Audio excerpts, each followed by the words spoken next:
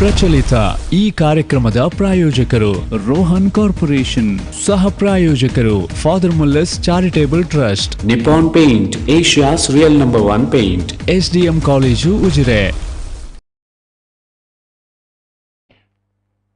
ನಮಸ್ಕಾರ. ವಿಫೋರ್ ವಿಶೇಷ ಕಾರ್ಯಕ್ರಮಕ್ಕೆ ಸ್ವಾಗತ. ನಾನು ತಾರನಾಥ್ ಗಟ್ಟಿ ಕಾಪಿಕಾಡ್. ಕರ್ನಾಟಕ ರಾಜ್ಯದಲ್ಲೇ ನಡೀತಾ ಇರುವಂತಹ ರಾಜಕೀಯ ಬೆಳವಣಿಗೆ ಒಂದು ಮಟ್ಟದಲ್ಲಿ ಅದು ಬಿಜೆಪಿಯ ಹೈ ಡ್ರಾಮಾ ಅಂತಲೇ ನಾವು ಕರಿಬಹುದು. ಈ ವಿಚಾರವಾಗಿ ನಾವು ಇವತ್ತು ಮಾತಾಡ್ತಾ ಇದ್ದೇವೆ. ಸಂಕಷ್ಟ ಕಾಲದಲ್ಲಿ ಈ ರೀತಿಯ ರಾಜಕೀಯ ಹೈ ಡ್ರಾಮಾ ಬೇಕಿತ್ತೆ? ಇವತ್ತಿನ ಏನು ಕೊರೋನಾ ಅಥವಾ ಕೋವಿಡ್ ಸಂಕಷ್ಟ ಕಾಲದಲ್ಲಿ ಜನಹಿತಕ್ಕಾಗಿ ಕೆಲಸ ಮಾಡುವುದನ್ನು ಬಿಟ್ಟು ಅಧಿಕಾರ ಅಥವಾ ಅಧಿಕಾರದ ಗದ್ದುಗೆ ಸಲುವಾಗಿ ಈ ರೀತಿಯ ಒಂದು ಏನು ಕಾರ್ಯಚಟುವಟಿಕೆಗಳು ಅಥವಾ ಈ ರೀತಿಯ ಬಿರುಸಿನ ರಾಜಕೀಯ ಚಟುವಟಿಕೆಗಳು ನಡೆಯಬೇಕೇ ಅನ್ನುವುದು ಇವತ್ತು ಸಾರ್ವಜನಿಕ ವಲಯದಲ್ಲಿ ಕೂಡ ಕೇಳಿ ಬರ್ತಾ ಇರೋ ಪ್ರಶ್ನೆ. ಜೊತೆಗೇನೆ ಏನು ಯಡಿಯೂರಪ್ಪ ಅವರು ರಾಜೀನಾಮೆ ಕೊಡ್ತಾರಾ ಅಥವಾ ಅವರನ್ನು ಪದಚ್ಯುತಿ ಮಾಡಲಾಗತ್ತಾ, ಯಾರ ಬೆಂಬಲ ಯಾರ ಕಡೆಗೆ, ಹೈಕಮಾಂಡ್ ಯಾರನ್ನು ಪೋಷಿಸ್ತಾ ಉಂಟು, ಎಲ್ಲ ವಿಚಾರವನ್ನು ಕೂಡ ನಾವು ಇವತ್ತು ಮಾತಾಡ್ಲಿಕ್ಕಿದ್ದೇವೆ. ಈ ಸಂದರ್ಭದಲ್ಲಿ ನಮ್ಮ ಜೊತೆಗೆ ಇಬ್ಬರು ಹಿರಿಯ ಪತ್ರಕರ್ತರಾಗಿರುವಂತಹ ರಮೇಶ್ ಪೆರ್ಲಾ ಆಮೇಲೆ ಗಿರಿಧರ್ ಶೆಟ್ಟಿ ಅವರು ಈ ಒಂದು ಕಾರ್ಯಕ್ರಮದಲ್ಲಿ ಭಾಗವಹಿಸಿದ್ದಾರೆ. ನಾನು ಇಬ್ಬರನ್ನು ಕೂಡ ಪ್ರೀತಿಯಿಂದ ಈ ಒಂದು ಕಾರ್ಯಕ್ರಮಕ್ಕೆ ಸ್ವಾಗತ ಮಾಡ್ತಾ ಇದ್ದೇನೆ. ರಮೇಶ್ ಪೆರ್ಲಾ ಅವರು ಹಿರಿಯ ಪತ್ರಕರ್ತರು, ಜೊತೆಗೆ ಗಿರಿಧರ್ ಶೆಟ್ಟಿ ಅವರು ಕೂಡ ಹಿರಿಯ ಪತ್ರಕರ್ತರು. ಇಬ್ಬರು ಕೂಡ ಟಿವಿ ಮಾಧ್ಯಮ ಮತ್ತು ಪತ್ರಿಕೆಗಳಲ್ಲೆಲ್ಲ ಕೆಲಸ ಮಾಡಿದಂಥ ಅನುಭವಿಗಳು. ಸುಮಾರು 2.5-3 ದಶಕಗಳಷ್ಟು ಕಾಲದಿಂದ ಪತ್ರಿಕಾ ಮಾಧ್ಯಮವನ್ನು ಇಡೀ ಕರ್ನಾಟಕ ರಾಜ್ಯದ ಬೇರೆ ಬೇರೆ ಕೇಂದ್ರಗಳಲ್ಲಿ ಕೆಲಸ ಮಾಡಿರುವಂಥ ಅನುಭವದ ಹಿನ್ನೆಲೆಯಲ್ಲಿ ರಾಜಕೀಯ ವಿಶ್ಲೇಷಣೆಯನ್ನು ಇವತ್ತು ಮಾಡಲಿಕ್ಕಿದ್ದಾರೆ. ನಾನು ಆರಂಭದಲ್ಲಿ ಕೇಳುವಂಥದ್ದು ಇಬ್ಬರಿಗೆ ಕೂಡ ಈ ರೀತಿಯ ಒಂದು ಸನ್ನಿವೇಶ. ಯಡಿಯೂರಪ್ಪ ಅವರು, ಯಾಕಂದರೆ ಬಿ ಜೆ ಪಿಯಲ್ಲಿ ಯಡಿಯೂರಪ್ಪ ಅವರಷ್ಟು ಏನು ಪ್ರಬಲ ಮತ್ತು ಪ್ರಭಾವಿ ನಾಯಕರು ಬೇರೊಬ್ಬರು ಇಲ್ಲ. ಸೊ ಇಂತಹ ಸಂದರ್ಭದಲ್ಲಿ ಯಡಿಯೂರಪ್ಪ ಅವರ ಪದಚ್ಯುತಿ ಅಥವಾ ಯಡಿಯೂರಪ್ಪ ಅವರ ಬದಲಾವಣೆ ಆಗಬೇಕು ಅಂತ ಈ ರೀತಿಯ ಒಂದು ಮಾತುಗಳು ಮತ್ತು ಸ್ವಪಕ್ಷೀಯರಿಂದಲೇ, ಹೊರಗಡೆಯವರಿಂದ ಅಲ್ಲ, ಈ ಕೇಳಿ ಬರಲಿಕ್ಕೆ ಆರಂಭವಾದ ಹಿನ್ನೆಲೆ ಏನು ಅಂತ? ಇದರಲ್ಲಿ 2 ಆಯಾಮ ಇದೆ. ಒಂದು, ಕಾಂಗ್ರೆಸ್ ಬಿಜೆಪಿ ಪಕ್ಷದಲ್ಲಿ ಯಡಿಯೂರಪ್ಪರನ್ನು ಕಂಡರಾಗದವರ ಒಂದು ಗ್ರೂಪ್ ಇದೆ. ಅಂದರೆ ಯಡಿಯೂರಪ್ಪರ ನಾಯಕತ್ವದಲ್ಲಿ ಬಿಜೆಪಿ ಹೇಗಾಗಿದೆ ಅಂದರೆ ಅದೊಂದು ಲಿಂಗಾಯತರ ಪಕ್ಷ, ಮತ್ತು ಅವರಿಗೆ ಜಾಸ್ತಿ ಪ್ರಾಶಸ್ತ್ಯ ಸಿಗ್ತಾ ಇದೆ ಅನ್ನುವ ಕಾರಣಕ್ಕಾಗಿ. ಆದರೆ ಬಿಜೆಪಿಯ ಮೂಲ ಸಿದ್ಧಾಂತ ಆ ರೀತಿ ಇಲ್ಲ. ಅದೊಂದು ಕಡೆ. ಅಂದರೆ ಏನು ದೇಶ ಮಟ್ಟದಲ್ಲಿ ಕೆಲವು ನಾಯಕರಿದ್ದಾರೆ, ಪದಾಧಿಕಾರಿ ಇದ್ದಾರೆ, ಅವರಿಗೆ ಯಡಿಯೂರಪ್ಪನನ್ನು ಕಂಡರಾಗೋದಿಲ್ಲ, ಅವರು ಅಧ್ಯಕ್ಷ ಅಲ್ಲಿ ಇರುವುದು ಇಷ್ಟ ಇಲ್ಲ. ಅಂದರೆ ಲಾಸ್ಟ್ ಟೈಮ್ ಎಲೆಕ್ಷನ್ ಆದಾಗಲೂ, ಸರ್ಕಾರ ಬಂದಾಗಲೂ ಕೂಡ ಯಡಿಯೂರಪ್ಪರನ್ನು ಚೇಂಜ್ ಮಾಡಿದರು. ಆಗ ಭ್ರಷ್ಟಾಚಾರದ ಆರೋಪ ಇತ್ತು. ಈ ಸರ್ತಿ ಏನಾಗಿದೆ ಅಂದರೆ ಇನ್ನೊಂದು ಆಯಾಮ ಏನಂದರೆ ಈ ಕುಟುಂಬದವರ ಹಸ್ತಕ್ಷೇಪ, ಯಡಿಯೂರಪ್ಪರ ಕುಟುಂಬದವರ ಹಸ್ತಕ್ಷೇಪ ಏನು ಈ ಸರ್ಕಾರ ನಡೆಯೋ ಇದರಲ್ಲಿ ಆಗ್ತಾ ಇದೆ. ಎಲ್ಲ ಹಿರಿಯ ಮುಖಂಡರ, ಸಚಿವರ ಏನು ಇಲಾಖೆ ಇದೆ, ಎಲ್ಲ ಇಲಾಖೆಯಲ್ಲೂ ಹಸ್ತಕ್ಷೇಪ ಯಡಿಯೂರಪ್ಪರ ಮಗ ಮಾಡ್ತಾ ಇದ್ದಾರೆ ಅನ್ನೋದು ತುಂಬಾ ಓಪನ್ ಸೀಕ್ರೆಟ್. ಅದೇನು ಹೊಸ ವಿಚಾರ ಏನಲ್ಲ. ಇದು ಸಾಧಾರಣವಾಗಿ ಸಮಸ್ಯೆ, ಕೆಲವೊಂದು ಸಚಿವರಿಗೆ ಸಮಸ್ಯೆ ಆಗ್ತಾ ಇದೆ. ಆ ಕಾರಣಕ್ಕಾಗಿ ಈ ನಾಯಕತ್ವ ಬದಲಾವಣೆ ಮಾಡಬೇಕು ಅನ್ನುವಂಥ ಒಂದು ಇದು ಬಂದಿರೋದು. ಇನ್ನೊಂದು ವಿಚಾರ ಏನಂದ್ರೆ ಇದರಲ್ಲಿ ಇದಕ್ಕೆ ಒಬ್ಬ ಸಾಧಾರಣ ದೇವರಾಜ ಅರಸು ನಂತರ ಹೈಕಮಾಂಡೇ ಒಬ್ಬ ಮುಖ್ಯಮಂತ್ರಿ ವಿರುದ್ಧ ಭಿನ್ನಮತಕ್ಕೆ ಒಂದು ಕಾವು ಕೊಡುವಂಥದ್ದು ಇದೇ ಮೊದಲು ಪರೋಕ್ಷವಾಗಿ ಕೊಡುವಂತ ಒಂದು ಇದಿದೆಯಲ್ಲ. ಇದು ನೀವು ಬಿಜೆಪಿಯಲ್ಲಿ ವಿಚಾರಿಸಿದ್ರೆ ಅವರನ್ನು ಚೇಂಜ್ ಮಾಡ್ಬೇಕಂತ ಒಂದು ಇದ್ರೆ, ನೀವು ವಿಪಕ್ಷದವ್ರ ಹತ್ರ ವಿಚಾರಿಸಿದ್ರೆ ಯಡಿಯೂರಪ್ಪನೇ ಇರಲಿ ಅನ್ನೋ ಅವ್ರ ಅಭಿಪ್ರಾಯ ಇದೆ ಜನರಲ್ಲಿ. ಬೇರೆ ಯಾರೋ ಒಬ್ಬ ಬಿಜೆಪಿಯ ಮುಖಂಡ ಬಂದು ಅಥವಾ ಆಗುತ್ತಿದ್ರೆ ಬೇಡ, ಯಡಿಯೂರಪ್ಪ ಎಲ್ಲರಿಗೂ ಸ್ವಲ್ಪ ಸಹ್ಯವಾಗುವಂತ ವ್ಯಕ್ತಿ, ಅಂದ್ರೆ ಜನರಿಂದ ವಿಶ್ವಾಸ ಇರುವಂತ ವ್ಯಕ್ತಿ ಅನ್ನೋ ಕಾರಣಕ್ಕಾಗಿ ಯಡಿಯೂರಪ್ಪರಿಗೆ ಬೇರೆ ಪಕ್ಷದವರು ಬೆಂಬಲ ಇದೆ. ಅವರ ಪಕ್ಷದಲ್ಲೇ ಅದಕ್ಕೆ ಬೇರೆ ಕಾರಣಗಳು ಕೂಡ ಇರಬಹುದು. ಆಮೇಲೆ ನಾವು ಮಾತನಾಡುವ.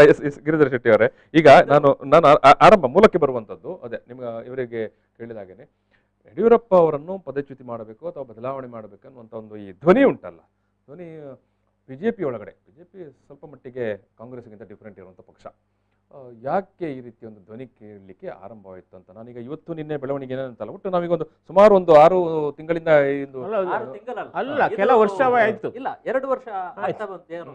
ಯಾವಾಗ ಯಡಿಯೂರಪ್ಪ ಅಧಿಕಾರಕ್ಕೆ ಬಂದ್ರು ಅವತ್ತಿನಿಂದಲೇ ಈ ಬೆಳವಣಿಗೆ ಇದೆ. ಒಂದು ಪ್ರಭಾವಿ ಪ್ರಬಲ ನಾಯಕ, ಬಿಜೆಪಿಯ ಮಟ್ಟಿಗೆ ಅತ್ಯಂತ ಪ್ರಭಾವಿ ಮತ್ತು ಪ್ರಬಲ ನಾಯಕ, ಅದರಲ್ಲಿ 2 ವರ್ಷದಿಂದಲೇ ಆರಂಭ ಆಯ್ತು. ರಾಜಕೀಯ ಕಾರಣ ಅಂತಲೇ ಇದೆ. ಅದರ ಜೊತೆಗೆ ಹೈಕಮಾಂಡ್ ಇನ್ನಿತರ ಬಿಜೆಪಿಯ ಒಂದು ಸಿದ್ಧಾಂತದ ಪ್ರಕಾರದಲ್ಲೂ ಆ ಒಂದು ಮಾತು ಕೇಳಿ ಬರ್ತಾ ಇತ್ತು ಆರಂಭದಿಂದಲೂ. ಅವರ ವಯಸ್ಸಿನ ಕಾರಣದಿಂದಾಗಿ 75 ವರ್ಷದ ನಂತರದವರನ್ನು ನಾವು ಬಿಜೆಪಿಯ ಸಂವಿಧಾನ ಇದೆ, ಆ ಪ್ರಕಾರ ನಾವು ಯಾರಿಗೂ ಕೂಡ ಕೇಂದ್ರ ಸೇರಿದಂತೆ ಇಡೀ ಯಾವುದೇ ರಾಜ್ಯದಲ್ಲೂ ಕೂಡ ನಾವು ಅಧಿಕಾರ ಕೊಟ್ಟಿಲ್ಲ, ಅಧಿಕಾರ ಕೊಡಬಾರ್ದು ಅನ್ನೋ ಒಂದು ಸಿದ್ಧಾಂತ.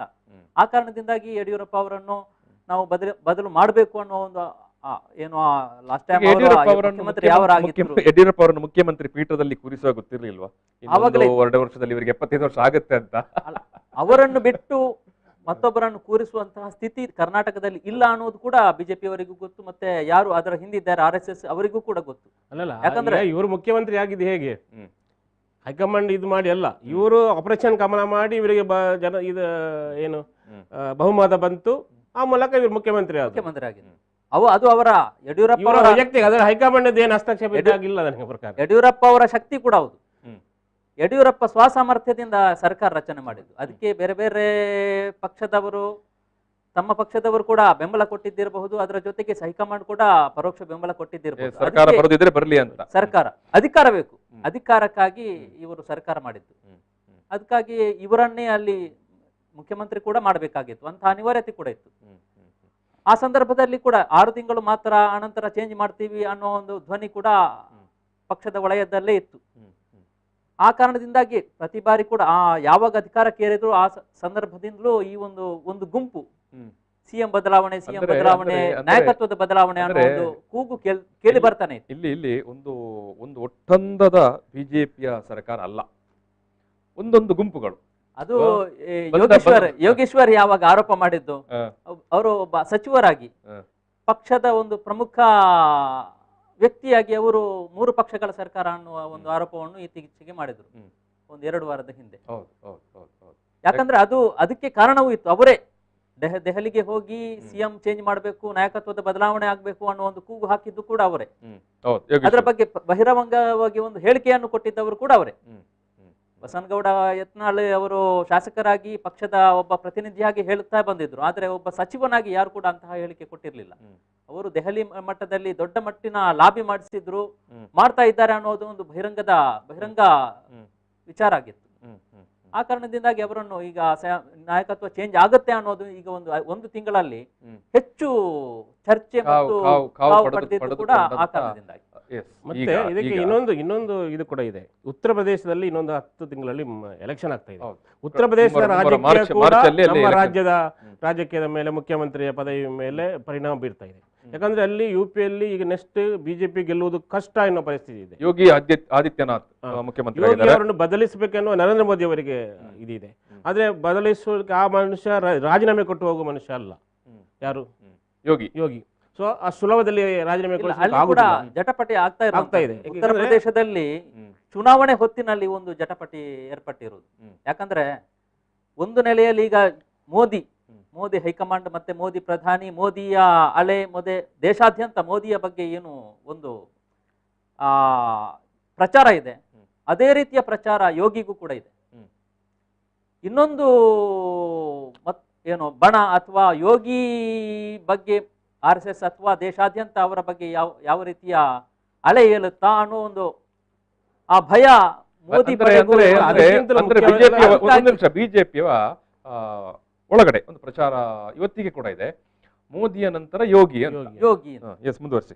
ಆ ಕಾರಣದಿಂದಾಗಿ ಈ ಒಂದು ಏನು ಯೋಗಿಯನ್ನು ಬದಲು ಮಾಡಬೇಕು, ಯೋಗಿಯ ವೈಫಲ್ಯ, ಯೋಗಿಯ ಕಾಲ್ ಎಳೆಯುವ ಸೂತ್ರ ಅಂತ ಹೇಳಿದ್ರೆ ನೀವಾಗಿದ್ರೆ ಕಾಲ್ ಎಳೆಯುವಂತಹ ಒಂದು ಪ್ರಶ್ನೆ. ಅದರ ಆಚೆಗೆ ಕೂಡ ನಾವು ಚರ್ಚಿಸಬೇಕಾದ ಏನಂತ ಹೇಳಿದ್ರೆ, ಈ ಕೊರೋನಾದ ಸಂದರ್ಭದಲ್ಲಿ ಭಾರಿ ದೊಡ್ಡ ಏನು ಕೊರೋನಾ ನಿರ್ವಹಣೆಯಲ್ಲಿ ಯೋಗಿ ಸರ್ಕಾರ ವೈಫಲ್ಯ ಆಗಿದೆ ಅನ್ನೋ ಒಂದು ವಿಚಾರ. ಮತ್ತೆ ಅದರ ಜೊತೆಗೇನೆ ಅದಕ್ಕೆ ಸಾಕ್ಷಿ ಅಥವಾ ಅದಕ್ಕೆ ಇಂಬು ಕೊಡುವ ಹಾಗೆ ಕಳೆದ ಏನು ಪಂಚರಾಜ್ಯ ಚುನಾವಣೆ ನಡೆಯುವ ಸಂದರ್ಭದಲ್ಲಿ ಉತ್ತರ ಪ್ರದೇಶದಲ್ಲಿ ಸ್ಥಳೀಯ ಜಿಲ್ಲಾ ಪಂಚಾಯತ್ ಚುನಾವಣೆ ನಡೆಯಿತು. ಆ ಜಿಲ್ಲಾ ಪಂಚಾಯತ್ ಚುನಾವಣೆಯಲ್ಲಿ ಅಧಿಕಾರದಲ್ಲಿರುವಂತಹ ಯೋಗಿ ನೇತೃತ್ವದ ಬಿಜೆಪಿಗೆ ಒಳ್ಳೆಯ ಸ್ಥಾನಗಳು ಸಿಗಲಿಲ್ಲ. ಸೊ ಇಟ್ ಮೀನ್ಸ್ ಎಲ್ಲೋ ಸ್ಥಳೀಯವಾಗಿ ಕೂಡ ಸರ್ಕಾರದ ಬಗ್ಗೆ ಜನರ ನಡುವೆ ಒಂದು ಆಡಳಿತ ವಿರೋಧಿ ಅಲೆ ಕಾಣಿಸ್ತಾ ಉಂಟು, ಮತ್ತು ಯೋಗಿಯ ಬಗ್ಗೆನೂ ಅಷ್ಟೊಂದು ಧೈರ್ಯ ಇಲ್ಲ ಅನ್ನುವಂತ ಒಂದು ಅಭಿಪ್ರಾಯಕ್ಕೆ ಬಂದಿರಬಹುದು. ಅಭಿಪ್ರಾಯ, ಒಂದು ಗುಂಪಿನ ಅಭಿಪ್ರಾಯ. ಆದ್ರೆ ಅದರ ಹಿಂದೆ ಈಗ ಯಾವುದು ಶಕ್ತಿ ಇದೆ, ಈಗ RSS ಆಗಿರಬಹುದು, ಈ ಒಂದು ಒಟ್ಟು ಹೈಕಮಾಂಡ್ ಗಿರಿಧರ್ ಶೆಟ್ಟಿ ಅವರ ಇದು ಮಾತಿಕಂದ್ರೆ ನೋಡಿ, ಅಲ್ಲಿ ಈಗ ಮೋದಿ ಅಥವಾ ಯೋಗಿ ಅಂತ ಉತ್ತರ ಪ್ರದೇಶದಲ್ಲಿ ನೀವು ಇದು ಮಾಡಿದರೆ ನನ್ನ ಪ್ರಕಾರ ಮೋದಿಗೆ ಓಟ್ ಜಾಸ್ತಿ ಬರ್ತದೆ. ಯೋಗಿಯ ಹೆಸರಲ್ಲಿ ಓಟಿಗೆ ಹೋಗುದು ಮತ್ತೆ ಮೋದಿ ಹೆಸರಲ್ಲಿ ಓಟಿಗೆ ಹೋಗುದು, ಮೋದಿಗೆ ಓಟ್ ಜಾಸ್ತಿ ಬರ್ತದೆ, ಯೋಗಿಗೆ ಬರುವುದಿಲ್ಲ. ಇದು ಭಾರತ ಜನತಾ ಪಾರ್ಟಿಗೆ ಗೊತ್ತಿದೆ. ಸೊ ನೆಕ್ಸ್ಟ್ UPಯಲ್ಲಿ ಗೆಲ್ಲುವುದು ಬಿಜೆಪಿಗೆ ಅನಿವಾರ್ಯ ಆಗಿದೆ. ಯಾಕಂದ್ರೆ ಅದು ಇಮೇಜ್ ಪ್ರಶ್ನೆ ಆಗ್ತದೆ, ಅದು ಪ್ರಧಾನಿಯ ಮೇಲೆಯೂ ಒಂದು ಪ್ರಶ್ನೆ ಆಗ್ತದೆ. ಅಂದ್ರೆ ತುಂಬಾ ಕಡೆ ಈಗಾಗಲೇ ಸೋತಾಗಿದೆ. ವೆಸ್ಟ್ ಬೆಂಗಾಲ್ ಅಲ್ಲ, ಈ ಕೇಂದ್ರದಲ್ಲಿ ಅಧಿಕಾರ ಬರಬೇಕಿದ್ರು ಉತ್ತರ ಪ್ರದೇಶವೇ ಮುಖ್ಯ. ಇನ್ನೊಂದು ಸಮಸ್ಯೆ ಏನ್ ಗೊತ್ತಾ, UPಯಲ್ಲಿ ಇನ್ನೊಂದು ಸಮಸ್ಯೆ ಏನಿದೆ ಅಂದ್ರೆ, ಏನು ಮೇಲ್ವರ್ಗದ ಬ್ರಾಹ್ಮಣ ವರ್ಗದವರೇನು ಅಂತೀರಿ, ಅವರು ಬಿಜೆಪಿ ಸರ್ಕಾರದ ವಿರುದ್ಧ ಇದ್ದಾರೆ. ಕಾರಣ ಏನಂದ್ರೆ, ತುಂಬಾ ಜನ ಅಲ್ಲಿ ಎನ್ಕೌಂಟರ್, ಅವರು ಇಲ್ಲಿಗಲ್ ಎನ್ಕೌಂಟರ್ ತುಂಬಾ ಆಗಿದೆ. ಅದರಲ್ಲಿ ತುಂಬಾ 10-15 ಜನ ರೌಡೀಸ್ ಏನ್ ಎನ್ಕೌಂಟರ್ ಆಗಿದೆ, ಅದರಲ್ಲಿ ಬ್ರಾಹ್ಮಣ ವರ್ಗಕ್ಕೆ ಸೇರಿದವರು ತುಂಬಾ ಜನ ಇದ್ದಾರೆ. ಯೋಗಿ ಸರ್ಕಾರದಿಂದಾಗಿ ಬ್ರಾಹ್ಮಣರ ವಿರುದ್ಧ ಕೆಲಸ ಆಗ್ತಾ ಇದೆ ಅನ್ನುವಂತ ಒಂದು ಅಭಿಪ್ರಾಯ. ಬೇಸಿಕಲಿ ಮೇಲ್ವರ್ಗದವರು ಬಿಜೆಪಿಯ ಬೆಂಬಲವಾಗಿರುವಂತಹ ಒಂದು ವರ್ಗ. ಸೊ ಅದೇ ಸಮುದಾಯದವರು ಅದೇ ಪಕ್ಷದ ವಿರುದ್ಧವಾಗಿದ್ದಾರೆ ಎನ್ನುವುದು ಉಂಟಲ್ಲ. ಮತ್ತೆ ಅಲ್ಲಿ ಅವರ ಜನಸಂಖ್ಯೆ, ಮತ್ತೆ ಹಿಂದೆ ಕೂಡ ಮಾಯಾವತಿ ಒಟ್ಟಿಗೆ BSPಗೆ ಅವ್ರು ಹೆಲ್ಪ್ ಮಾಡಿದಾಗ BSP ಅಧಿಕಾರ ಬಂದಂತ ಒಂದು ನಿರ್ಣಾಯಕ ಶಕ್ತಿ. ಸೊ ಆ ವರ್ಗವನ್ನು ಮತ್ತೆ ಅವ್ರು ಬಿಜೆಪಿಗೆ ಓಟ್ ಬರಬೇಕಾದ್ರೆ ಇಲ್ಲಿ ಯೋಗಿಯನ್ನು ಬದಲಾಯಿಸಬೇಕು, ಮತ್ತೆ ಏನಾದ್ರೂ ಒಬ್ಬ ಬೇರೆ ಕ್ಯಾಂಡಿಡೇಟ್ ಹಾಕ್ಬೇಕು. ಸೊ ಇಲ್ಲಿ ನೋಡಿ, ಈಗ ಯಡಿಯೂರಪ್ಪನನ್ನು ಯಾಕೆ ಬದಲಾಯಿಸಬೇಕು, ಯಾರನ್ನು ಮಾಡಬೇಕಂದ್ರೆ ಒಬ್ಬ ಬ್ರಾಹ್ಮಣನನ್ನೇ ಇಲ್ಲಿ ಮುಖ್ಯಮಂತ್ರಿ ಮಾಡ್ಬೇಕನ್ನುವಂತ ವಾದ ಇದೆ. ಯಾಕಂದ್ರೆ ಅಲ್ಲಿ ಕಾಂಪನ್ಸೇಟ್ ಮಾಡ್ಲಿಕ್ಕೆ ಯುಪಿಯಲ್ಲಿ ಏನು ಬ್ರಾಹ್ಮಣರಿಗೆ ಬೇಸರ ಆಗಿದೆ ಅದನ್ನು ಇಲ್ಲಿ ಕಾಂಪನ್ಸೇಟ್ ಮಾಡ್ಬೇಕನ್ನೋ ಒಂದು ವಾದ ಕೂಡ ಈ ಪರಿವಾರದ ಒಳಗಡೆ ಇದೆ. ಅಷ್ಟು ಮಾತ್ರ ಅಲ್ಲ, ಅದು ಈ ಉತ್ತರ ಪ್ರದೇಶದಲ್ಲಿ ಏನಾಗಿದೆ, ಅಲ್ಲಿ ಕೂಡ ಒಂದು ಕರ್ನಾಟಕದ ಯಾವ ರೀತಿಯ ಪರಿಸ್ಥಿತಿ ಇದೆ ಅಲ್ಲಿ ಕೂಡ ಇದೆ. ಜಾತಿ ಪ್ರಾಬಲ್ಯ, ಬ್ರಾಹ್ಮಣರಾಗಿರಬಹುದು, ಮೌರ್ಯರಾಗಿರಬಹುದು, ರಜಪೂತರಾಗಿರಬಹುದು, ಬೇರೆ ಬೇರೆ ವರ್ಗದವರ ಪ್ರಾಬಲ್ಯ ಇದೆ. ಅಷ್ಟೇ ಪ್ರಾಬಲ್ಯ ಹಿಂದುಳಿದ ವರ್ಗದ್ದು ಇದೆ, ಅಲ್ಪಸಂಖ್ಯಾತರದ್ದು ಇದೆ, ದಲಿತ ಸಮುದಾಯದ ಇದೆ. ದಲಿತರು, ಅಲ್ಪಸಂಖ್ಯಾತರು, ಹಿಂದುಳಿದ ವರ್ಗದವರು ಈ BSP ಮಾಯಾವತಿ ಆಗಿರಬಹುದು, ಅಖಿಲೇಶ್ ಯಾದವ್ ಜೊತೆ ಹೋಗ್ತಾರೆ ಅನ್ನುವ ಒಂದು ಭಯ ಮೊದಲಿಂದಲೂ ಇರುವಂತದ್ದು. ಅದರ ನಡುವೆ ಇವರು ಬ್ಯಾಲೆನ್ಸ್ ಮಾಡಬೇಕಾಗತ್ತೆ ಬಿಜೆಪಿಯವರು. ಅದೇ ಪರಿಸ್ಥಿತಿ ಕರ್ನಾಟಕದಲ್ಲಿ ಕೂಡ. ಈಗ ಯಡಿಯೂರಪ್ಪ ಆಗಿರಬಹುದು, ಒಕ್ಕಲಿಗ, ಜಾತಿ ಪ್ರಾಬಲ್ಯದ ಬಗ್ಗೆ ಹೇಳುವುದಾದ್ರೆ, ಜಾತಿ ಪ್ರಾಬಲ್ಯ ಯಡಿಯೂರಪ್ಪ ಅವರದ್ದು ಏನು ಲಿಂಗಾಯತ ಮತ್ತು ವೀರಶೈವ ಇಡೀ ಕರ್ನಾಟಕದಲ್ಲಿ ಈಗ ಅತ್ಯಂತ ಪ್ರಬಲ ಜಾತಿ ಅನ್ನುವ ಒಂದು ಪರಿಗಣನೆ ಆಗಿರುವಂತದ್ದು. ಅಷ್ಟೇ ಪ್ರಬಲ ಈಗ ಒಕ್ಕಲಿಗರು ಕೂಡ ಇದ್ದಾರೆ. ಆದ್ರೆ ಒಕ್ಕಲಿಗರ ಶಕ್ತಿ ಇರುವುದು ದಕ್ಷಿಣ ಕರ್ನಾಟಕ ಮಾತ್ರ. ಬೆಂಗಳೂರು, ದಕ್ಷಿಣ ಕರ್ನಾಟಕ ಅಂದ್ರೆ ಮೈಸೂರು, ಹಾಸನ, ಮಂಡ್ಯ. ಬಟ್ ಈಗ ನನ್ನ ಪ್ರಶ್ನೆ ಏನಂದ್ರೆ, ಈಗ ಲಿಂಗಾಯತರ ಇವರು ಯಡಿಯೂರಪ್ಪ ಲಿಂಗಾಯತರ ಒಂದು ಪ್ರಶ್ನಾತೀತ ನಾಯಕ ಆಗಿದ್ರು ಕೂಡ ಬಿಜೆಪಿ ಅಂತ ಒಬ್ಬ ಪಾರ್ಟಿಗೆ ಸೋಷಿಯಲ್ ಮೀಡಿಯಾ IT ಸೆಲ್ ಅನ್ನು ಇಟ್ಕೊಂಡು ಗೆಲ್ಲಿಕ್ಕೆ ಆಗುದಿಲ್ಲ, ಯಡಿಯೂರಪ್ಪ ಬೇಕೇ ಬೇಕಂತ. ಇಂದಿನ ಪರಿಸ್ಥಿತಿಯಲ್ಲಿ ನನ್ನ ಪ್ರಕಾರ ಬಿಜೆಪಿಗೆ ಯಡಿಯೂರಪ್ಪ ಬೇಕಾಗಿಲ್ಲ ಎಲೆಕ್ಷನ್ ಗೆಲ್ಲಿಕ್ಕೆ. ಯಡಿಯೂರಪ್ಪರನ್ನು ಹೊರತುಪಡಿಸಿ ಬಿಜೆಪಿಗೆ ಉತ್ತರ ಕರ್ನಾಟಕ ಭಾಗದಲ್ಲಿ ಅಸ್ತಿತ್ವ ಇಲ್ಲ ಅನ್ನುವ ಒಂದು ಭಾವನೆ ಬಿಜೆಪಿ ವಲಯದಲ್ಲೇ ಇದೆ. ಭಯವನ್ನು ಇವರೇ ಮೂಡಿಸಿಕೊಂಡು ಬಂದಿದ್ದಾರೆ. ಅವರನ್ನೊಮ್ಮೆ ಪಟ್ಟದಿಂದ ಇಳಿಸಿ ಆಮೇಲೆ ಅವರು ಪ್ರತ್ಯೇಕ ಪಕ್ಷ ಮಾಡಿದಾಗ ಸ್ಥಿತಿಯಾಗಿತ್ತು ಅನ್ನೋದು ಬಿಜೆಪಿಯವರಿಗೂ ಗೊತ್ತು. ಅಲ್ಲ, ಮೋದಿ ಮತ್ತು ನಿಮ್ಮ IT ಸೆಲ್ಲಿಂದ ಗೆಲ್ಲಕ್ಕೆ ಆಗುದಿಲ್ಲ ಬಿಜೆಪಿಗೆ. ಯಡಿಯೂರಪ್ಪ ಬೇಕು ಅಂತ ಹೇಳೋದು. ಬಿಜೆಪಿ ಈಗ ಅಧಿಕಾರಕ್ಕೆ ತೋರಿಸ್ಬೇಕಲ್ಲ. ಈಗ ಅಲ್ಲ, ಮೋದಿಯನ್ನು ತೋರಿಸಿ ನಾವು ಎಲೆಕ್ಷನ್ ಹೋಗಿದ್ದೇವೆ, ಗೆದ್ದಿದ್ದೇವೆ, ಹೈಯೆಸ್ಟ್ ಸೀಟ್. ಮೋದಿ ಹೆಸರು ಹೇಳಿ, ಯಾಕೆ ರಾಜ್ಯ ವಿಧಾನಸಭೆಗೆ? ಈಗ ವೆಸ್ಟ್ ಬೆಂಗಾಲಲ್ಲಿ ಯಾರನ್ನು ನೀವು ಮುಖ್ಯಮಂತ್ರಿ ತೋರಿಸಿದ್ರಿ? ಇವರನ್ನು ವೆಸ್ಟ್ ಬೆಂಗಾಲಲ್ಲಿ ಯಾರನ್ನು ತೋರಿಸಿದ್ರಿ? ಯಾರು ಇಲ್ಲ, ಮೋದಿಯನ್ನೇ ತೋರಿಸಿ ಓಟ್ ಮಾಡಿದ್ದು. ಆದ್ರೆ ಅದು ಯಶಸ್ವಿ ಆಗ್ಲಿಲ್ಲ. ಅಷ್ಟೇ ಅಲ್ಲ, ಈಗ ಯಡಿಯೂರಪ್ಪರನ್ನು ಇಳಿಸುವುದು, ಮೋದಿಯನ್ನು ತೋರಿಸುವುದು ಅದು ಬೇರೆನೇ ವಿಚಾರ. ಕರ್ನಾಟಕದ ನಿರ್ಣಾಯಕ ಅಲ್ಲ ಅಂತ. ಬಿಜೆಪಿಗೆ ವಿನ್ ಆಗ್ಬೇಕಾದ್ರೆ ಯಡಿಯೂರಪ್ಪ ಬೇಕೇ ಬೇಕು ಅನ್ನೋ ಪ್ರಶ್ನೆ ಇಲ್ಲ.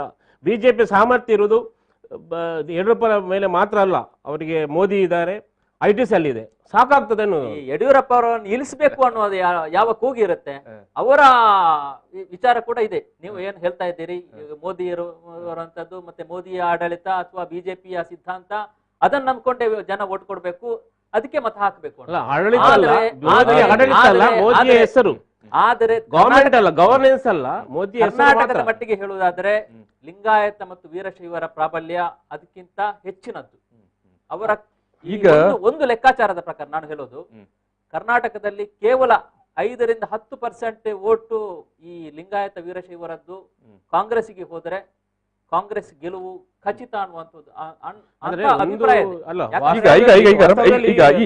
ಯಾಕಂದ್ರೆ ಈ ನಡುವೆ ಲಿಂಗಾಯತರ ಪ್ರಾಬಲ್ಯರು ಅಲ್ಲ, ಇಲ್ಲಿ ದಲಿತರು OBC ಈಗ ನೀವು ಹೇಳಿದ ಪ್ರಶ್ನೆಗೆ ಬರುವಂತದ್ದು, ಈಗ ಯಡಿಯೂರಪ್ಪರವರು ಇಲ್ಲದೆ ಕೂಡ ಬಿಜೆಪಿಗೆ ಗೆಲ್ಲಿಕ್ಕೆ ಆಗುದಿಲ್ವಾ, ಅವರ IT ಸೆಲ್ ಉಂಟು, ಮೋದಿ ಉಂಟು ಅಂತ.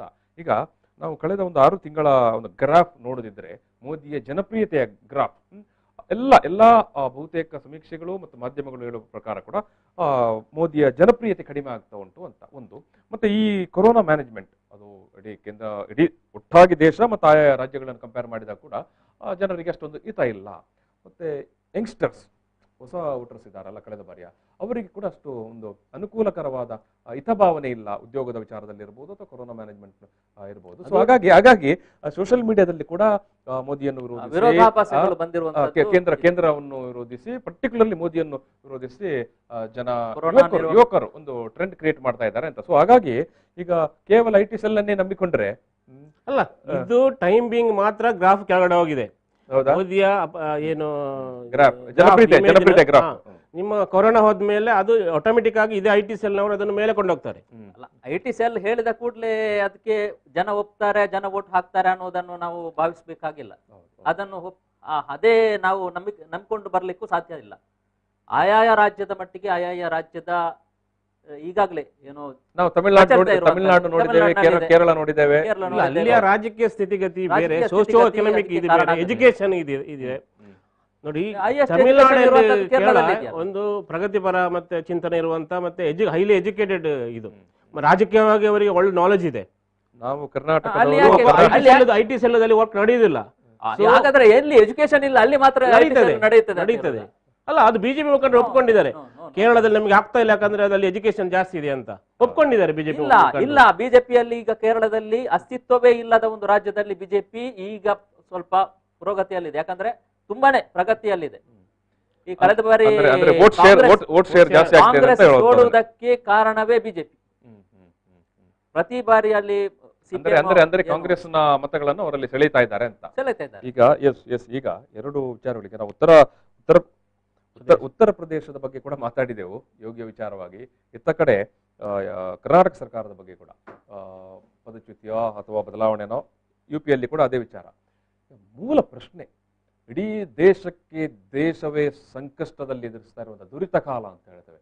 ಇಂತಹ ಸಂದರ್ಭದಲ್ಲಿ ಈ ರೀತಿಯ ಏನು ರಾಜಕೀಯ ಏನು ಇದು ಬೇಕಾಗಿತ್ತಾ, ಡ್ರಾಮಾ ಬೇಕಾಗಿತ್ತಾ, ಇದು ಅದಕ್ಕೆ ಸೂಕ್ತ ಕಾಲವೋ ಅಂತ. ಈಗ ಗಂಗಾ ನದಿಯಲ್ಲಿ ಸಾಲು ಹೆಣಗಳು ತೇಲಿ ಹೋಗಿದ್ದನ್ನು ನಾವು ನೋಡಿದ್ದೇವೆ. ಇತ್ತ ಕಡೆ ಕರ್ನಾಟಕದಲ್ಲಿ ಕೂಡ ಅಷ್ಟೇ ಆಕ್ಸಿಜನ್ ಇಲ್ಲದೆ ಏನು ಜನ ಸತ್ತದನ್ನು, ಆಸ್ಪತ್ರೆಯಲ್ಲಿ ಜನ ಸತ್ತದನ್ನು ನೋಡಿದ್ದೇವೆ. ಉಳಿದಂತೆ ಟೋಟಲ್ ಏನು ಭಾರಿ ದೊಡ್ಡ ಮಟ್ಟದಲ್ಲಿ ವ್ಯವಸ್ಥೆಯಲ್ಲಿ ಲೋಪ ಆದದನ್ನು ನಾವು ನೋಡಿದ್ದೇವೆ. ಇಂಥ ಸಂದರ್ಭದಲ್ಲಿ ಅಧಿಕಾರ ಮುಖ್ಯಮಂತ್ರಿ ಪಟ್ಟ ಅಂತ ಮಾಡಬೇಕಾ, ಅಲ್ಲ ನಿಮ್ಮೆಲ್ಲ ಸಚಿವರುಗಳು ಹೋಗಿ MLAಗಳು ಹೋಗಿ ಅವರವರ ಊರಿನಲ್ಲಿ ನಿಂತು ಆ ಊರಿನಲ್ಲಿ ಕೊರೋನಾ ಮ್ಯಾನೇಜ್ಮೆಂಟ್ಗೆ, ಕೊರೋನಾ ನಿರ್ವಹಣೆಗಾಗಿ ಕೆಲಸ ಮಾಡಬೇಕಾ? ಇದು ಪ್ರಶ್ನೆಯಾಗಿ ಕಾಡೋದಿಲ್ವಾ? ಅಲ್ಲ, ಇದು ನೀವು ಬಿಜೆಪಿಯ ಈಗಿನ ಒಂದು 5-6 ವರ್ಷದ ಅದರ ನೀತಿ ಪಾಲಿಸಿ ಆದ್ಯತೆ ನೀವು ಗಮನಿಸಿದ್ರೆ, ಅವರಿಗೆ ಚುನಾವಣೆ ಅಧಿಕಾರ ಹಿಡಿಯುವುದು ಇದು ಎರಡೇ ಇಂಪಾರ್ಟೆಂಟ್ ಆಗಿರ್ತದೆ. ಇದು ಈ ಘಟನೆ ಮಾತ್ರ ಅಲ್ಲ. ಈಗ ನಮ್ಮ ಕರ್ನಾಟಕದಲ್ಲಿ ಏನು ಅಧಿಕಾರದ ಬದಲಾವಣೆ ಅಥವಾ ಮುಖ್ಯಮಂತ್ರಿ ಬದಲಾವಣೆ ಒಂದು ಇಶ್ಯೂ. ಕೆಲವು ಲಾಸ್ಟ್ ಮಂತ್ UPಯಲ್ಲಿ ಒಂದು ದೊಡ್ಡ ಮೀಟಿಂಗ್ ಆಯಿತು ಎಲೆಕ್ಷನ್ ಸಂಬಂಧಿಸಿ, ನೆಕ್ಸ್ಟ್ ಎಲೆಕ್ಷನ್ ಸಂಬಂಧಿಸಿ. ಅದಕ್ಕೆ ಮೊದಲು ವೆಸ್ಟ್ ಬೆಂಗಾಲದಲ್ಲಿ ಎಲೆಕ್ಷನ್ ಮಾಡಿದ್ರಲ್ಲ, ವೆಸ್ಟ್ ಬೆಂಗಾಲದಲ್ಲಿ 7 ಹಂತದ ಎಲೆಕ್ಷನ್ ಮಾಡಿದ್ರು. ಪ್ರಧಾನಿಯವರು ಇಲ್ಲಿ ಕೊರೋನಾ ಬಿಟ್ಟು ಫುಲ್ ಅವರು ರಾಜಕೀಯದಲ್ಲಿ ಇದಾಗಿದ್ರು. ಅವರ ಬಿಜೆಪಿಯ ಮೊದಲ ಆದ್ಯತೆ ಏನಂದ್ರೆ ಅಧಿಕಾರ ಹಿಡಿಯೋದು, ಚುನಾವಣೆಯಲ್ಲಿ ಹೇಗೆ ಗೆಲ್ಲುವುದು. ಇದು ಎರಡೇ ಆಗಿರ್ತದೆ. ಯಾವ ಸಿದ್ಧಾಂತವೂ ಇಲ್ಲ, ಯಾವ ನೀತಿ ಜನ ಬದುಕಿದಾರಲ್ವಾ ಎಲೆಕ್ಷನ್. ಬ್ರೇಕ್ ತಗೊಳ್ಬೇಕು, ಹೇಳಿ ಸಣ್ಣದಾಗಿ ಹೇಳಿ, ಆಮೇಲೆ ನಾವು ಮುಂದುವರಿಸ. ಹೇಳಿ. ಈಗ ಚುನಾವಣೆ ಮಾಡಿದ್ರು ಅಂತ ಇವರು ಹೇಳಿದ್ರು. ಚುನಾವಣೆ ಕಾಲಕ್ಕೆ ಮಾಡ್ತಾ ಬಂದಿದ್ದಾರೆ, ಅದನ್ನು ಆಸಿಟಿಸ್ ಮಾಡಿದ್ದಾರೆ. ಅದಕ್ಕೆ ಕೇಂದ್ರ ಸರ್ಕಾರ, ಯಾಕಂದ್ರೆ ಅಲ್ಲಿ ಆಯಾಯ ಭಾಗದಲ್ಲಿ ಅಧಿಕಾರ ಹಿಡಿಯಬೇಕು ಅನ್ನೋ ಒಂದು ಉದ್ದೇಶದಿಂದಲೇ ಅದಕ್ಕೆ ಒಂದು ಪ್ರೋತ್ಸಾಹ ಕೊಡ್ತು ಅಂತಹ ಒಂದು ಆರೋಪ ಇದೆ. ಯಾಕಂದ್ರೆ ಕಳೆದ ಬಾರಿ ಈಗ ಇಂಥ ಸಂದರ್ಭದಲ್ಲಿ ಚುನಾವಣೆ ಬೇಕಾಗಿರ್ಲಿಲ್ಲ, ಒಂದು ವರ್ಷ ಸ್ವಲ್ಪ ಸಮಯ ಮುಂದೂಡಬಾರದಿತ್ತ ಅಂತ, ಒಂದು 6 ತಿಂಗಳು ಅನ್ನುವಂಥದ್ದು ಪ್ರಶ್ನೆ. 6 ತಿಂಗಳು ಹಂತ ಇದ್ದಲ್ಲ, ಅದನ್ನೊಂದು 5-4 ಹಂತಕ್ಕೆ ಮಾಡಬಹುದು. ಇವನ್ ಲಾಸ್ಟ್ ನಾವು ಬ್ರೇಕ್ ತಗೊಳ್ಳೋ, ಬ್ರೇಕ್ ನಂತರ ನಾನು ಈ ಒಂದು ಮಾತುಕತೆಯನ್ನು ಮತ್ತೆ ಮುಂದುವರಿಸ್ತೇನೆ. ಈಗ ಸಣ್ಣ ಬ್ರೇಕ್. ಪ್ರಚಲಿತ. ಈ ಕಾರ್ಯಕ್ರಮದ ಪ್ರಾಯೋಜಕರು ರೋಹನ್ ಕಾರ್ಪೊರೇಷನ್. ಸಹ ಪ್ರಾಯೋಜಕರು father Mullers charitable trust. Nippon Paint, Asia's real #1 paint. SDM college Ujire.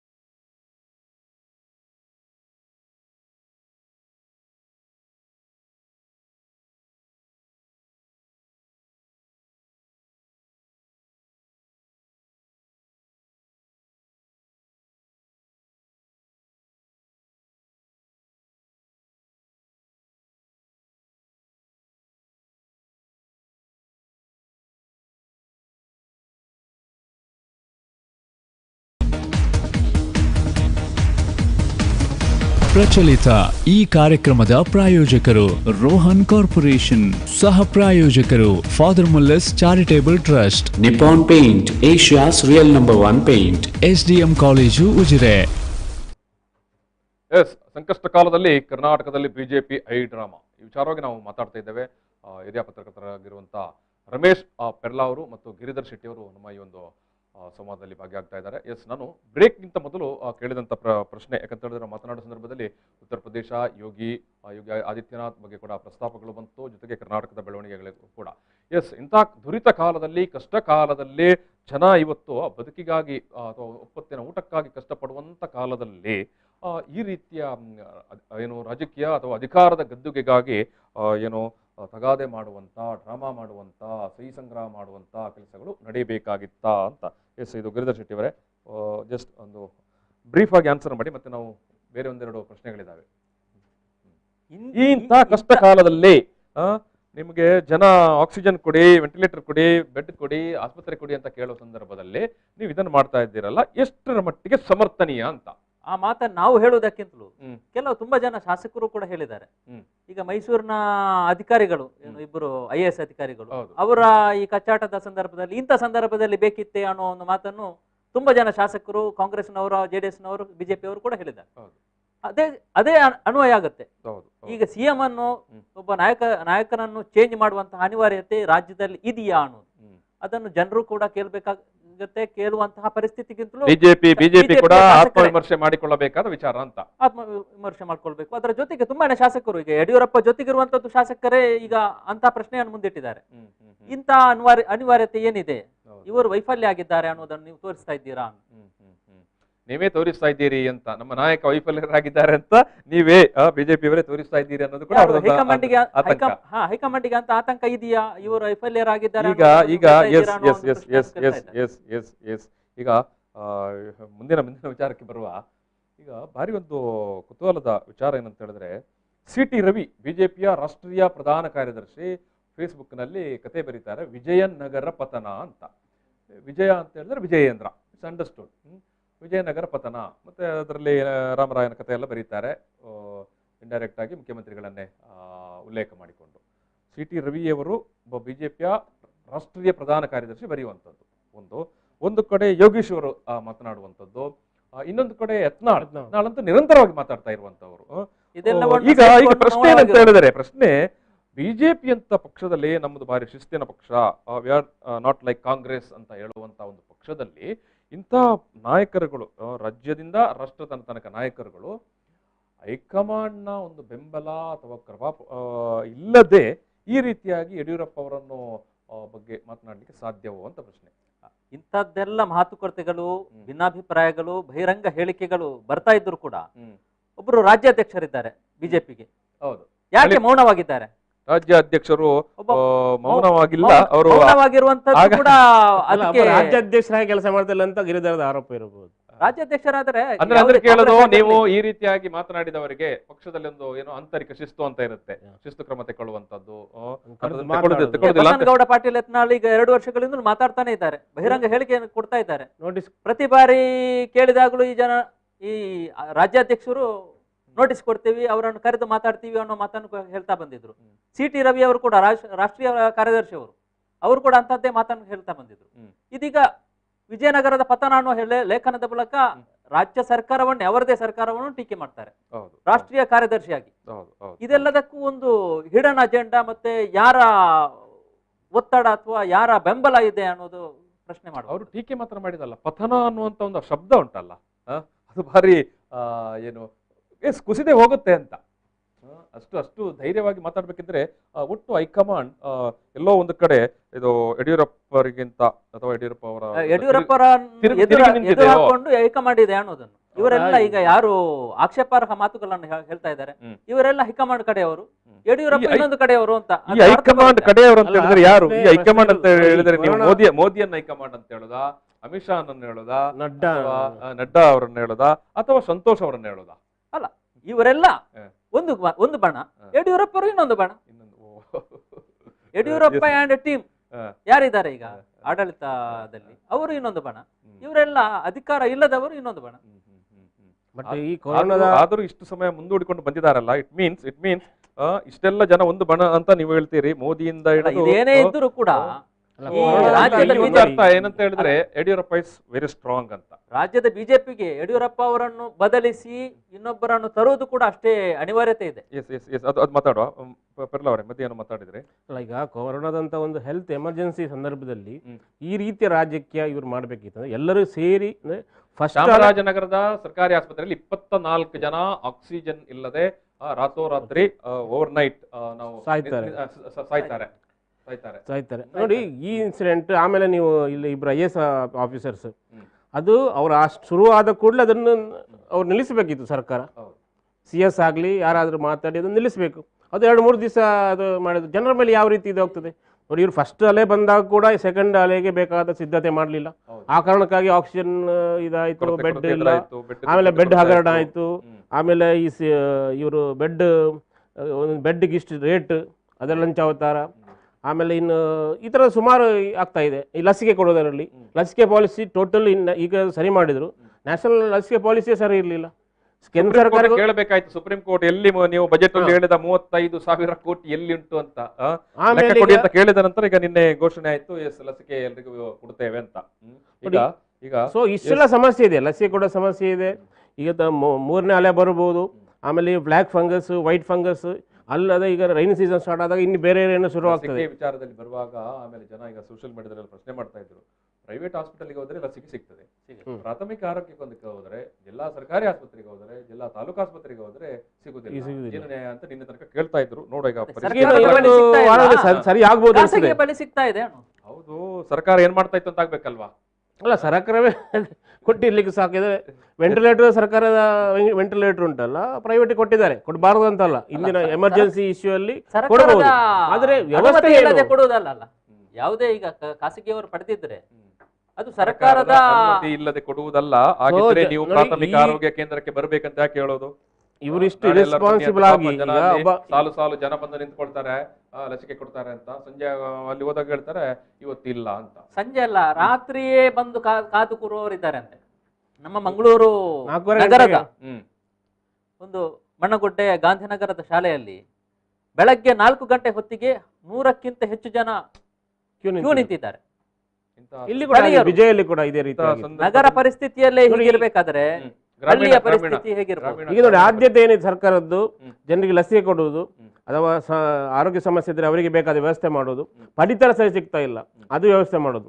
ಅದು ಬಿಟ್ಟು ಇವರು ಮುಖ್ಯಮಂತ್ರಿಯನ್ನು ಬದಲಾವಣೆ ಮಾಡ್ಬೇಕನ್ನುವಂತ ಇದಿದೆಯಲ್ಲ. ಪಡಿತರದ ಬಗ್ಗೆ ನಾವು ಹೇಳುವುದಾದ್ರೆ ಖಾಸಗಿ ಆಸ್ಪತ್ರೆಗಳಲ್ಲಿ ಜನ ಹೋಗ್ಲಿಕ್ಕೆ ಆಗುದಿಲ್ಲ. ರೇಟ್ ನೋಡಿ, ದರ ಶುಲ್ಕ ನೋಡಿ ಸಾಯ್ತಾರೆ ಅನ್ನುವಷ್ಟು ಕೂಡ ಜನ ಇವತ್ತು ಮಾತಾಡ್ತಾ ಇದ್ದಾರೆ. ಅದನ್ನು ಕಂಟ್ರೋಲ್ ಮಾಡ್ಲಿಕ್ಕೆ ಆಗಲಿಲ್ಲ. ಈಗ ಆಯ್ತು, ಇವರು ಯಡಿಯೂರಪ್ಪ ಅವರನ್ನು ಬದಲಾವಣೆ ಮಾಡಿದ್ರು ಅಂತ ತಿಳ್ಕೊಳ್ವಾ? ಯಾರನ್ನು ಪರ್ಯಾಯ ಕೂತ್ಕೊಳಿಸ್ತಾರೆ? ಗಿರಿಧರ್ ಅವರೇ, ಬೇರೆ ಪಾರ್ಟಿಯಿಂದ ತರಬೇಕು ಅಂದ್ರೆ ಅಲ್ಲ. ಇಲ್ಲಿ ಇರುವ ಮಿನಿಸ್ಟರ್ಸ್ ಯಾರು? ನೀವು ಗೋವಿಂದ ಕಾರಜೋಳ ಇರ್ಬೋದು, ಬಸವರಾಜ ಬೊಮ್ಮಾಯಿ ಇರ್ಬೋದು, ಮಾಧುಸ್ವಾಮಿ ಇರ್ಬೋದು. ಈಗ ಮೊನ್ನೆ ಬಂದವರನ್ನು ಬಿಡುದಿಲ್ಲ, ಮೊದಲಿನವರನ್ನೇ ತಗೊಳ್ಳಿ. ಎಲ್ಲರೂ ಬೇರೆ ಪಾರ್ಟಿಯಿಂದ ಬಂದವರು. ಮೂಲ ಬಿಜೆಪಿ ಅವರಿದ್ದಾರೆ. ಮೂಲ ಬಿಜೆಪಿ ಸ್ವಲ್ಪ ಜನ ಇರುವುದು. ಈ ಮೊನ್ನೆ ಬಂದವರೇ ಹೆಚ್ಚಿದ್ದಾರೆ. ಮಿನಿಸ್ಟರ್ ಆದವರು, ಮಿನಿಸ್ಟರ್ ಅಲ್ಲದವರನ್ನು ಕೂಡ CM ಮಾಡುವಂತದ್ದು ಅಂತ ತಾಕತ್ತು ಕೂಡ ಬಿಜೆಪಿ ಅವರಿಗಿದೆ. ಅದು ಯಶಸ್ವಿ ಆಗ್ಬೋದಾ ಅಂತ ಪ್ರಯೋಗ ಮಾಡಿ ಕರ್ನಾಟಕದಲ್ಲಿ ಯಡಿಯೂರಪ್ಪ ಅವರನ್ನು ಎದುರಾಕಿಕೊಂಡು ಅದು ಯಶಸ್ವಿ ಆಗ್ಬೋದಾ? ಹಿಂದೆ ಮೋದಿ ಇದ್ದಾರೆ, IT ಸೆಲ್ ಇದೆ, ಸಂಘಟನೆ ಇದೆ. ಈಗ 2 ವರ್ಷ ಇದೆಯಲ್ಲ, ಆ 2 ವರ್ಷದವರೆಗೆ ಯಶಸ್ವಿ ಆಗಬಹುದು. ಇವರ ಏನು ಅಜೆಂಡಾ ಇದೆ, ನೆಕ್ಸ್ಟ್ ಚುನಾವಣೆ ಇದೆ, ಆ ಚುನಾವಣೆಯಲ್ಲೂ ಕೂಡ ಗೆಲ್ಲಬೇಕು ಅನ್ನೋ ಒಂದು ಮಹತ್ವಾಕಾಂಕ್ಷೆ ಇದೆ ಬಿಜೆಪಿ. ಅಲ್ಲ, ಇದರಲ್ಲಿ 2 ಇದೆ. ಒಂದು, ಅದನ್ನು ಕೂಡ ಕಾಂಗ್ರೆಸ್ಗೆ ಚುನಾವಣೆ ಗೆಲ್ಲಲಿಕ್ಕೆ ಆಗದೇ ಇರುವುದು, ಮತ್ತೆ ಬಿಜೆಪಿ ಹೇಗೆ ಚುನಾವಣೆ ಗೆಲ್ಲುವಂತ ತಂತ್ರ ಗೊತ್ತಿರುವುದು. ಆ ಕಾರಣಕ್ಕಾಗಿ ಅವರು ಅದಕ್ಕೆ ಎಲೆಕ್ಷನ್ ಬಗ್ಗೆ ಚಿಂತೆ ಮಾಡುವುದಿಲ್ಲ ಬಿಜೆಪಿ ಅವರು ಯಾವ ಕಾರಣಕ್ಕೂ. ನೀವು ಯಡಿಯೂರಪ್ಪನ ಚೇಂಜ್ ಮಾಡಿದ ಮೇಲೆ ಮತ್ತೆ 2 ಮುಖ್ಯಮಂತ್ರಿ ಬೇಕಾದ್ರೆ ಅವ್ರು ಮಾಡ್ತಾರೆ. ಒಬ್ಬರನ್ನು ಟೆಸ್ಟ್ಗೆ ಪ್ರಯೋಗ ಮಾಡಿ ವೇಸ್ಟ್ ಆದ ಚೇಂಜ್ ಮಾಡ್ತಾರೆ. ಲಾಸ್ಟ್ ಟೈಮ್ ಮಾಡಿದ್ದಾರೆ, 3 ಜನ ಮಾಡಿದ್ದಾರೆ. ಎಲೆಕ್ಷನ್ ಬಗ್ಗೆ ಅವರು ಚಿಂತೆ ಮಾಡುದಿಲ್ಲ. ಎಲೆಕ್ಷನ್ ಗೆಲ್ಲುವ ತಂತ್ರಗಾರಿಕೆ ಗೊತ್ತುಂಟು. ಮತ್ತೆ ಕಾಂಗ್ರೆಸ್ನವರಿಗೆ ಎಲೆಕ್ಷನ್ ಗೆಲ್ಲುವ ಅಭ್ಯಾಸ ಬಿಟ್ಟುಬಿಟ್ಟಿದ್ದಾರೆ. 2013ರಲ್ಲಿ ಬಿಜೆಪಿ ಸೋತಿತ್ತು, ಕಾಂಗ್ರೆಸ್ನವರು ಎಲೆಕ್ಷನ್ ಗೆಲ್ಲುವ ಅಭ್ಯಾಸವನ್ನೇ ಬಿಟ್ಟುಬಿಟ್ಟಿದ್ದಾರೆ ಅಂತ ಹೇಳ್ತಾ ಇದ್ದಾರೆ. ಸೊ ಹಾಗಾಗಿ ಬಿಜೆಪಿಗೆ ಎಲೆಕ್ಷನ್ ಬಂದ್ರೆ ದೊಡ್ಡ ಏನು ತಲೆಬಿಸಿ ಇಲ್ಲ ಅಂತ. ಇದು 2013ರಲ್ಲಿ ಯಡಿಯೂರಪ್ಪ ಅವರನ್ನು ಬದಲಾವಣೆ ಮಾಡ್ತಾರೆ. ಅಥವಾ ಯಡಿಯೂರಪ್ಪ ಯಡಿಯೂರಪ್ಪರನ್ನು ಬದಲಾವಣೆ ಮಾಡಿದ್ದಲ್ಲ, ಹೊಸ ಪಕ್ಷ ಕಟ್ತಾರೆ, ಅವರು ಹೊಸ ಪಕ್ಷ ಕೆಜಿಪಿ. ಅವರನ್ನು ಈಗ ಈಗ ಈಗ ಈಗ ನಾನು ಅದೇ ಪ್ರಶ್ನೆಗೆ ಬರುವಂತದ್ದು, ಯಡಿಯೂರಪ್ಪ ಅವರನ್ನು ಬದಿಗೆ ಇಟ್ಟರೆ 2013ರಲ್ಲಿ ಆದ ಹಾಗೆ ಯಾವ ರೀತಿ ಯಡಿಯೂರಪ್ಪ ಅವರನ್ನು ಪದಚ್ಯುತಿ ಮಾಡಿದಾಗ ಅವರು ಪ್ರತ್ಯೇಕ ಪಕ್ಷ ಮಾಡಿ ಅವರ ಎಲ್ಲ ಏನು ಕ್ಷೇತ್ರಗಳಲ್ಲಿ ಚುನಾವಣೆ ಕಂಟೆಸ್ಟ್ ಮಾಡಿದ್ರಿಂದ ಬಿಜೆಪಿಗೆ ಹಿನ್ನಡೆ ಆಯ್ತು, ಸೋಲಾಯ್ತು. ಸೊ ಅದು ಮತ್ತೆ ರಿಪೀಟ್ ಆಗ್ಬೋದಾ? ಅವರು ಇರುತ್ತಿದ್ರೆ ಅವತ್ತು ಕೂಡ ಬಿಜೆಪಿ ಬರ್ತಾ ಇತ್ತು. ಯಡಿಯೂರಪ್ಪ ಇರ್ತಿದ್ರೆ 2013ರಲ್ಲಿ ಸಿದ್ದರಾಮಯ್ಯ ಸರ್ಕಾರನೇ ಬರ್ಲಿಕ್ಕೆ ಸಾಧ್ಯ ಆಗ್ಲಿಲ್ಲ. ಯಡಿಯೂರಪ್ಪ ಅಥವಾ ಬಿಜೆಪಿ ಸರ್ಕಾರನೇ ಬರ್ತಾ ಇತ್ತು. ಅವರನ್ನು ಮನವೊಲಿಸಿ ಏನಾದರೂ ಇವರು ಕೊಂಡೋಗ್ತಿದ್ರೆ. ಇವತ್ತು ಕೂಡ ಬಿಜೆಪಿಯವರಿಗೆ ಆತಂಕ ಇರುವುದೇ, ಮುಂದಿನ ಚುನಾವಣೆಯಲ್ಲಿ ಯಡಿಯೂರಪ್ಪರನ್ನು ಹೊರತುಪಡಿಸಿ ಅವರನ್ನು ಬದಿಗಿರಿಸಿ ಇವರಿಗೆ ಚುನಾವಣೆ ಗೆಲ್ಲುವುದಕ್ಕೆ ಆಗತ್ತಾ ಅನ್ನುವ ಈಗ ಕೇಂದ್ರಕ್ಕೂ ಇದೆ, ಮೋದಿ ಅವರಿಗೂ ಇದೆ, ಅಮಿತ್ ಶಾನಿಗೂ ಇದೆ. ಅದಕ್ಕೆ ಈಗ ನೀವು ಹೇಳುವಂತದ್ದು ಏನು ಪೆರ್ಲಾ ಅವರು ಹೇಳುವಂತದ್ದು ಅದು ಪ್ರಶ್ನೆ ಅಲ್ಲ, ಅವರು ಬೇರೆಯವರನ್ನು ಕೂಡ ಇಟ್ಟು ಗೆಲ್ಲಬಹುದು. ಯಾಕಂತ ಹೇಳಿದ್ರೆ ಬಿಜೆಪಿಯಲ್ಲಿ ಸಂಘಟನೆ ಮತ್ತು IT ಸೆಲ್ ಉಂಟಂತ. ಬೇರೆ ರಾಜ್ಯಗಳಲ್ಲಿ ಆಗಿಲ್ಲ. ಈಗ ರಮೇಶ್ ಪೆರ್ಲಾ ಅವರು, ಈಗ ಯಡಿಯೂರಪ್ಪನವರ ಜೊತೆಗೆ ಅವರ ಸಮುದಾಯ ಇಲ್ವಾ, ಅವರ ಮಠಗಳಿಲ್ವಾ? ಈಗ ಯಡಿಯೂರಪ್ಪ ಅವರು ಅಧಿಕಾರಕ್ಕೆ ಬಂದ ತಕ್ಷಣ ಏನ್ ಮಾಡಿದವರು? ಲಿಂಗಾಯತ ಅಭಿವೃದ್ಧಿ ಮಂಡಳಿ ದುಡ್ಡು ಕೊಟ್ಟರು, ಮಠಗಳಿಗೆ ದುಡ್ಡು ಕೊಟ್ಟರು. ದೊಡ್ಡ ಪ್ರಶ್ನೆ ಕೂಡ ಬಂತು, ಲಿಂಗಾಯತ ಮಠಗಳಿಗೆ ಹೆಚ್ಚು ಕೊಡ್ತಾ ಇದ್ದಾರೆ ಅಂತ. ಇಡೀ ಲಿಂಗಾಯತ ಸಮುದಾಯ ಅವರ ಬೆನ್ನಿಗೆ ನಿಲ್ಲುತ್ತಾ ಇಲ್ವಾ? ನಿಲ್ಲುತ್ತದೆ. ಯಾವಾಗ ಅಂದ್ರೆ ಹೈಕಮಾಂಡ್ ಅಥವಾ ಅವರನ್ನು ಬಲವಂತವಾಗಿ ನೀವು ರಾಜೀನಾಮೆ ಕೊಡಿ ಅಂದ್ರೆ. ಆದರೆ ತಾನಾಗಿ ನಾನು ರಾಜೀನಾಮೆ ಕೊಡ್ತೇನೆ, ನನಗೆ ವಯಸ್ಸಾಯ್ತು, ಮುಂದಿನ ನೋಡಿಕೊಂಡು ಹೋಗಿ ಅಂತ ಯಡಿಯೂರಪ್ಪ ಹೋದ್ರೆ ಆ ಸಮಸ್ಯೆ ಬರುವುದಿಲ್ಲ. ಆ ಪರಿಸ್ಥಿತಿಯನ್ನು ಯಡಿಯೂರಪ್ಪರಿಗೆ ತಂದು ನಿಲ್ಲಿಸ್ತಾರೆ. ನಿನ್ನೆ ಯಡಿಯೂರಪ್ಪ ಅವರು ಕೊಟ್ಟಿರುವ ಹೇಳಿಕೆ, ನಾನು ರಾಜೀನಾಮೆ ಕೊಡಲಿಕ್ಕೆ ಸಿದ್ಧನಿದ್ದೇನೆ ಒಂಥರ ಅದು ಸಿದ್ಧನಿದ್ದೇನೆ ಅನ್ನೋದಲ್ಲ, ಹೈಕಮಾಂಡ್ ಅವರು ಹೇಳಿದ್ರೆ ಅದೊಂದು ರಾಜಕೀಯ ಇದು ಇರ್ಬೋದು ಅದರಲ್ಲಿ. ಅಂದ್ರೆ ಒಂದು ರೀತಿಯಲ್ಲಿ ಅವರ ಏನು ಭಿನ್ನಮತೀಯರಿದ್ರೆ ಅವರ ಬಾಯಿ ಮುಚ್ಚಿಸಬೇಕು, ಮತ್ತೆ ವಿಷಯ ತುಂಬಾ ಗಂಭೀರ ಆಗಿದೆ ಅನ್ನುವಂತ ಒಂದು ಜನರ ಇದು ಆಗ್ಬೇಕು, ಮತ್ತೆ ಅವರ ಬೆಂಬಲಿಗರಿಗೆ ಕೂಡ ಒಂದು ಮೆಸೇಜ್ ಹೋಗ್ಬೇಕು. ಸುಮ್ಮನೆ ಆಟ ಆಡಿಸಿದ್ರೆ ಆಗುದಿಲ್ಲ, ಬಾರಿ ಕುಟ್ಟಿ ನೋಡೋದು ಬೇಡ ಅಂತ. ಇದು ಈಗ ಬೇರೆ ಯಾರು ಪರ್ಯಾಯ ನಾಯಕ ಯಾರು? ಯಡಿಯೂರಪ್ಪ ಅವರಿಗೆ ಪರ್ಯಾಯ ನಾಯಕ ಯಾರು? ಯಡಿಯೂರಪ್ಪರವರನ್ನು ಬಿಜೆಪಿ ಕೆಳಗೆ ಇಳಿಸಿದ್ರೆ ಯಾರನ್ನು ಮುಖ್ಯಮಂತ್ರಿ ಸ್ಥಾನದಲ್ಲಿ ಕೂರಿಸುತ್ತೆ? ಸಾಮಾನ್ಯವಾಗಿ ರಾಜ್ಯಾಧ್ಯಕ್ಷರನ್ನು ಯಾವುದೇ ರಾಜಕೀಯ ಪಾರ್ಟಿ ಆಗಲಿ ಅಧ್ಯಕ್ಷರನ್ನು ಪರಿಗಣಿಸುತ್ತದೆ. ಇಟ್ ಮೀನ್ಸ್ ನೀವು ಹೇಳುದು ನಳಿನ್ ಕುಮಾರ್ ಕಟೀಲ್ ಅವರಿಗೊಂದು ಚಾನ್ಸ್ ಇದೆ ಅಂತ? ಚಾನ್ಸ್ ಇದೆ. ಇದು ಗಿರಿಧರ್ ಅವರೇ,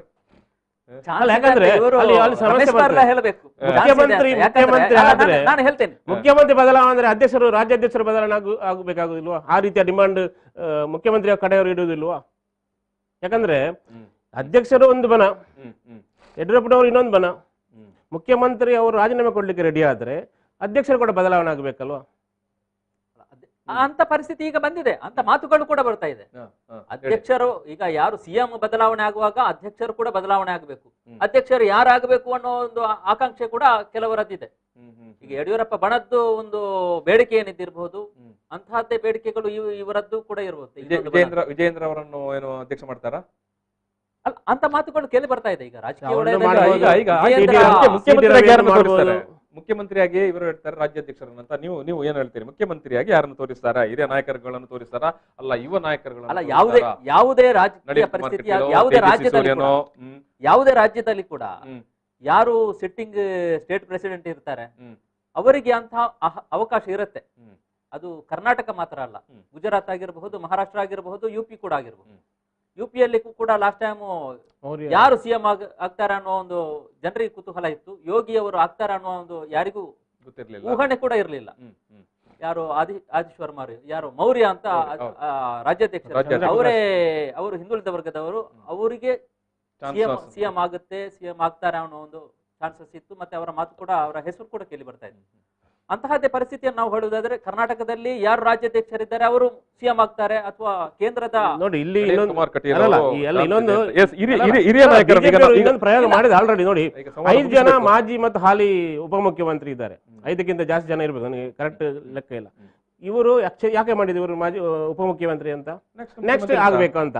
ಬಟ್ ಯಾರು ಕೂಡ ಪರೀಕ್ಷೆಯಲ್ಲಿ ಪಾಸ್ ಆಗ್ಲಿಲ್ಲ. ಅಲ್ಲ, ಯಾರು ಕೂಡ ಪರೀಕ್ಷೆಯಲ್ಲಿ ಪಾಸ್ ಆಗ್ಲಿಲ್ಲ ನನ್ನ ಪ್ರಕಾರ. ಪರೀಕ್ಷೆಯಲ್ಲಿ ಪಾಸ್ ಆಗ್ಲಿಲ್ವಾ?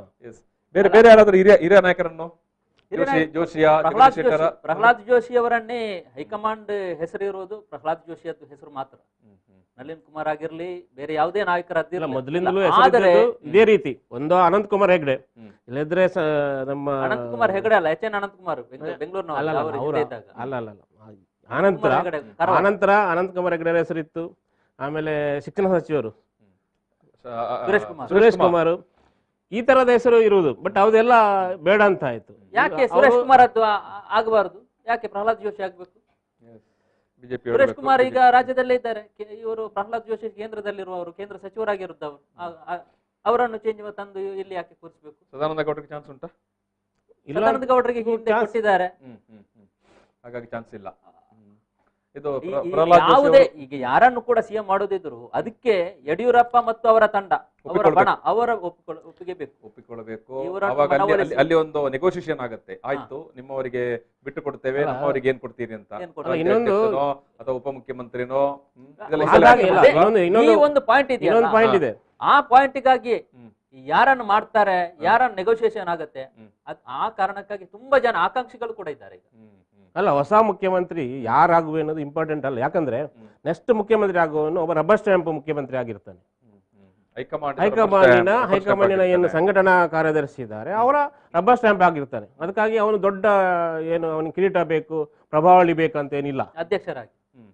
S, thank you. ನಾವು ಈ ಒಂದು ಸಂವಾದವನ್ನು ಇಲ್ಲಿ ಸಮಾಪನ ಮಾಡ್ತಾ ಇದ್ದೇವೆ. ಈಗ ಇರುವಂತದ್ದು ಅದೇ ಅಲ್ವಾ, ಅಧ್ಯಕ್ಷರ ಅದು ಕೂಡ ಸಂಘಟನಾ ಕಾರ್ಯದರ್ಶಿಯ ಮತ್ತೆ ಅವರು ಯಾರು ಬಿಜೆಪಿ ಹೈಕಮಾಂಡ್ ಕಡೆಯಿಂದ ಅವರ ಅಣತಿಯ ಮೇರೆಗೆ ಯಾರು ಕೆಲಸ ಮಾಡ್ತಾರೆ ಅವರನ್ನು ಸಂತೋಷ್ ಅವರ ಏನು ಮುಗಿನ ನೇರಕ್ಕೆ ತಕ್ಕಾಗಿ ಕೆಲಸ ಮಾಡುವವರನ್ನು ಅಧಿಕಾರದಲ್ಲಿ ಕೂರಿಸ್ತಾರೆ ಅಂತ ನೀವು ಇಂಡೈರೆಕ್ಟ್ ಆಗಿ ಹೇಳೋದು.